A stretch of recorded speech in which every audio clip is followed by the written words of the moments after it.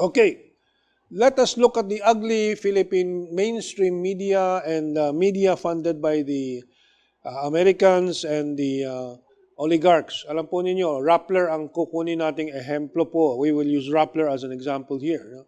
Because Rappler is funded by people like Omidyar, George Soros, and so on. On the board of Rappler, at one time or another, they may have left or they are still there, are people like Manny Pangilinan, the Ayalas, or their representation. Bitanga, a big businessman whose reputation is not exactly savory. Now, Pangilinan is one of the major figures here, and so are the Americans. And who is Manny Pangilinan? He is the co-chair of the U.S.-Philippine Council, or Philippine-U.S. Council. And co-chair of Manny Pangilinan is who? John Negroponte. Who is John Negroponte? Former ambassador to the Philippines, but also former ambassador of the United States to South America, many countries in South America, and one of those who sponsored the death squads in South America. So these Philippine mainstream media outlets, including the Inquirer, Channel 5, these are not innocent media institutions. They are instruments of the Western interests with Filipino financial oligarchs. So ito po, timeline, the Rappler has a report, Philippine-China relations under Duterte. It says, in January of 2018, this is the report that they drummed up with the Inquirer and the others, no? That the Malacanang gave permit to China to conduct research in the eastern seaboard of the Philippines, which includes Benham Rise, and this study has begun. Filipinos, presidential spokesman Harry Roque says, can't study the region without China's help, and so on. And so Rappler and all these papers raised a howl and says, China is trying to claim the Benham Rise. Susunggabin na daw ng China ang Benham Rise. Yan ang pinalaki na issue nitong Rappler at ng Inquirer, TV5, Philippine Star at yung mga kolumnista dyan. Tulad ng mga kolumnista tulad nila Dick Pascual ng Philippine Star, yang sila Jarius Bundok, marami dyan. And of course, yung Inquirer, hindi ko nababanggitin yung mga walang kakwenta-kwentang mga kolumnista po dyan, mga pipitsugin. Isang babanggitin ko, Romulo Neri, pipitsugin po yan, pero pinapalaki po at pinapa-importante ng Philippine Inquirer and so on. Ano ba? Sinunggab ba ng China ang Benham Rise? No. That was a scientific study. This is normal. Kine-question nila Gary Alejano, bakit ang China binigyan ng permit? Baka China lang ba? Ang Estados Unidos, mga bansa, binibigyan naman ang iba ng DFA. Benham Rise study ng US, Japan, Korea. Bakit yung unang labas ng media? Why did the big media and Rappler try to present the Chinese research in Benham Rise as an attempt of China to grab territory? So this is what is ugly about the Philippine media in 2018 in relation to Philippine-China relations. In fact, the Philippines, even the most pro-American and tuta ng Amerikano na si Batong Bakal, had to admit that the Philippines should hitch with foreign research vessels that explore Benham Rise. Kasi nga, we do not have the money, we do not have the ships, we do not have the facilities, but we need to know more about the Benham Rise, which is part of our extended continental shelf. It does not mean it is our territory. It is part of our extended continental shelf. Iba po yung teritoryo. But itong Batong Bakal, in the selective interviews of Rappler and so on, ang i-project lang doon sa mga interviews nila, yung China daw is trying to grab Benham Rise and so on. The Philippine Daily Inquirer publishes exclusive photos revealing China has continued reclamation activities. This in January of and February of 2018. Again, all these, of course, China, in their reclaimed islands, over the 7 reefs of the Spratly archipelago, has air bases, has naval facilities. They also have tourism sites. They also have hotels there because they're developing them, because they're ready to defend them. Because that is what you do when you claim a territory, when you claim an island, when you claim a land area. You are ready to develop it and administer it because there are only 4 criteria for claiming territory. Occupation, number 1.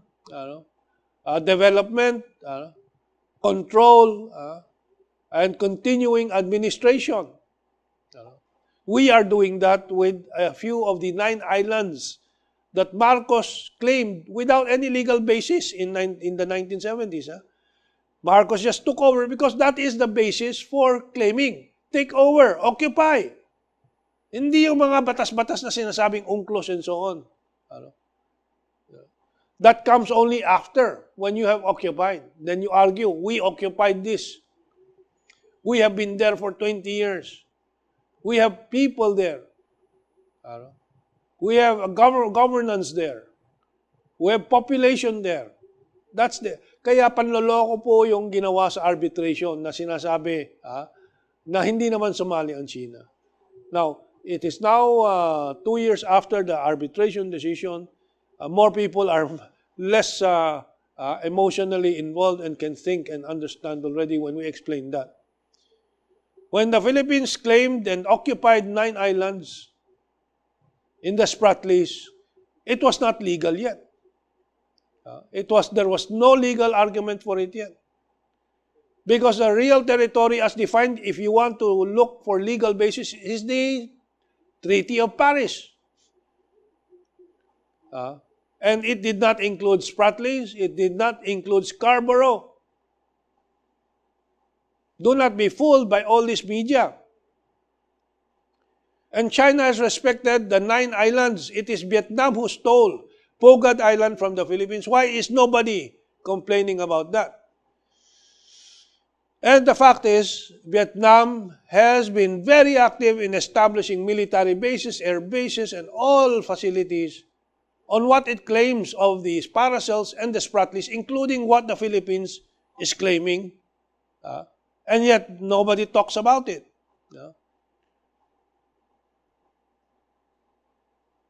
Vietnam is basing its claim on what? On historical grounds. That these islands they're claiming, they inherited from the French, who occupied them, Vietnam, and these islands before. So historical ang basis. And a Western historical basis, the colonialism of the French. So, if you talk about these military facilities and so on, you must look at Vietnam too. Hanoi has constructed multiple facilities on a single reef or bank, leading to confusion about how many features it actually occupies. Vietnam has 48 or 50 outposts. It is unclear whether 2 artificial islands on Cornwallis South Reef damaged by a storm in late 2015 have been abandoned because they have made their reclamations also. Now, let us be even-handed in all these reports. We are reporting what Vietnam is doing. We are also reporting what the Philippines has done in the 70s. We cannot just report one side of the story and accuse one party in these claims. That is what will prevent us from working together. And working together, cooperation, is the only solution when there are such conflicting claims. So in July 2017, the Philippine ambassador had to respond again to the fake news of Rappler itself, but Rappler, of course, has to report this because these are official statements of the Chinese embassy. The Chinese ambassador to the Philippines, Zhao Jianhua, denies that China is putting the Philippines into a debt trap by giving it grants and loans, adding that Duterte's economic team is smart enough. But this Rappler, this Inquirer, this Philippine Star, these writers like Jarius Mondoc, Dick Pascual, this Maria Rezas, this Marites Dangilan Vitogs, and so on. This Western media that they quote, Forbes magazine, and so on. These writers from Forbes like Underscore, keep repeating about the debt trap of the Philippines and with China. How can that be? Our 73 billion US dollar debt is all to the Western banks, ADB, IMF, and so on, and to commercial banks. Not even 1% today of the Philippine debt is debt with China. And in fact, after the 24 billion investments and deals with China, 5 years from now, 10 years from now, the debt level of China and with the Philippines, Philippines with China, will only be around 4% of the total debt. Yun yung total po. 4% lang po ang China. Ang Hapon, the Japanese, will have 8% of our debt. And one of the biggest loans will be the subway project, or the overpriced subway project with the Japanese. But there is a global campaign to put into a bad light Chinese assistance to developing countries with these financial arrangements. And they started all these lies about Chinese debt trap with Sri Lanka, the Hambantota port. This is from Sri Lanka itself, Daniel Alphonsus, who wrote about the myth of China's loans, debt trap with Sri Lanka. She says, Sri Lanka owes more to the U.S. than to China. Loans from Chinese banks only account for 10% of Sri Lanka's overseas debt. But official statistics show that 39% of Sri Lanka's overseas debt is borrowed from international markets, largely US-based institutional investors. So the debt trap has always been and continues to be with the Western banks and financial institutions allied with the Japanese also. So malaking panloloko po ang ginawa nitong mga media dito sa Pilipinas na may debt trap sa mga financial assistance and arrangements with China. Then in 2018, ganyan din po, they started this in June 8, in June 8, for example, in the middle of 2018, all this news about the Chinese Coast Guard taking fish from the Filipino fishermen. Of course, there are such cases. But if you read through it, what the Chinese Coast Guard does, or what they do, is they try to exchange. Now, you may say it's unfair. You may say that it's because there is authority behind the Chinese Coast Guard. There is a chilling effect on our fishermen. You can argue that. Pero hindi po iyan yung sapilitan. And these Filipino fishermen will someday also, as they have in the past, enjoy the benefits of good relations with the Chinese Coast Guard. How many have been rescued by the big Chinese Coast Guard vessels during typhoons and so on? Actually, itong lugar, your Scarborough, has been traditional fishing grounds for Filipinos, Chinese, Vietnamese, and they have been together here. Kaya lang po naging controversial ito because of these claims and counterclaims, and the political move made by the Aquino administration to antagonize China. But what is the truth? Here, even the Inquirer has to report these truths. At Scarborough, Filipinos fish, laugh, eat, drink with Chinese and Vietnamese fishermen. In a place 12 hours away from motorized outrigger from this town's coastline, which is Zambales and Bataan, which locals call Carburo, which is Scarborough actually. Fishermen from the Philippines, China, Vietnam, and Taiwan peacefully coexist and share the bounties of the sea. And yet the Aquino administration and their American boys and many Filipinos who have been fooled by this campaign to make Filipinos hate China. They created situations where tension and conflict would arise, such as the arrest of Chinese fishermen in 2012 in Scarborough that started the standoff.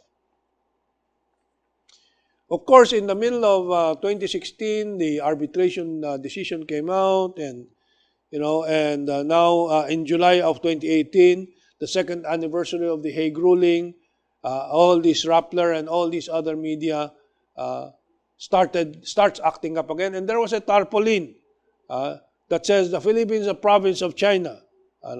It said, "Welcome to the Philippines, province of China." And it was alleged that this Hover Laurio was the one who strung up these posters in pedestrian walkovers or flyovers. But what is the truth about the arbitration? I released in 2018 these memes on Facebook that reached hundreds of thousands of people who shared and liked it, and until Facebook stopped it, because again, Facebook is really actually controlled by the Americans. Here is the meme. And the meme says, U.S. Attorney Paul Reichler with Ambassador Del Rosario and Solicitor General Hilbay at the PCA hearing in The Hague in 2016. Thank you for the 350 million pesos. I hope the Filipinos won't know it's a hoax. Because the arbitration was a big hoax. Malaking panloloko po yun. Sa simula pa, sinabi ng China from the very beginning said, we will not participate because we have already prior agreements. The UNCLOS also states that every country engaged in these territorial disputes has a right to choose the means by which these disputes can be resolved. And China has chosen dialogue and negotiation, bilateral talks and negotiations. Pero tinuloy po nitong mga Amerikano at ng mga amboys at ni Noynoy Aquino ang pag-file po ng case. Para nga merong issue laging mainit. O nanalo daw, hindi naman kasama yung kabila. Anong klaseng arbitration yan? Pero taon-taon, i-report nila yan na itong darating na 2019, pagdating ng June, July, bubuhayin na naman nila yung arbitration to try to disrupt the efforts of President Duterte to continue the productive and very constructive and fruitful Philippines-China relations, that we see today bearing so many fruits for the country and the Filipino people.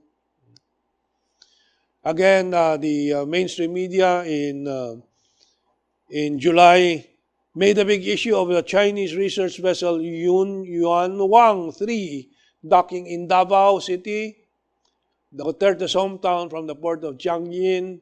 The vessel is used for tracking and support of satellite and intercontinental ballistic missiles. Of course, the Philippines should be open because the Philippines has the American bases also. And of course, China will have these facilities, will have these ships, and because of friendly relations with the Philippines, can use the docks, as the Philippines can use the Chinese facilities in the reclaimed islands and so on, if there is a crisis.